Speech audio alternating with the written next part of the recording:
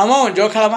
ಅಮ್ಮ ಏನಮ್ಮ ನೀನು ಬೆಳಗ್ಗೆ ಎದ್ದು ಬೆಳಗ್ಗೆ ಚಿತ್ರಾನ್ನ ಮೊಸರನ್ನ ಮಾಡಿ ಅಲ್ಲ, ಯಾರು ಟಿಫನ್ ಚಿತ್ರಾನ್ನ ಮೊಸರನ್ನ ತಿಂತಾರೆ? ಎದಕ್ಕೆ ಮಾಡೀನಿ ಅಂದರೆ ಕೇಳು. ನಿನ್ನ ಹೆಂಡ್ತಿ ಡಯಟ್ ಮಾಡ್ಬೇಕು ಅಂತಂದು 2 kg ದ್ರಾಕ್ಷಿ ಹಣ್ಣು, 2 ಡಜನ್ ಬಾಳೆಹಣ್ಣು, 1 ಡಜನ್ ಸೇಬು ಹಣ್ಣು ತಂದಿದ್ಲು.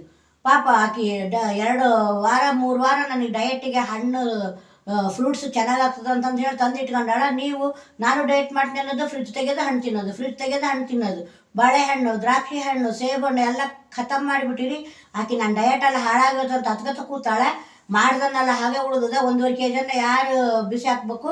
ಕೆಲಸದಾಕಿ ನಾವು 6 ತಿನ್ನಲ್ಲ ಆಂಟಿ, ನಮ್ಮ ಮಯ ಚೆನ್ನಾಗಿಲ್ಲಿದ್ರೆ ಕೆಲಸದವ್ರ ಮನೆ ರಜೆ ಹಾಕಿದ್ರೆ ಅವ್ರು ಕೇಳೋದಿಲ್ಲ ಅಂತಂದು ಹೇಳ್ಯಾರ.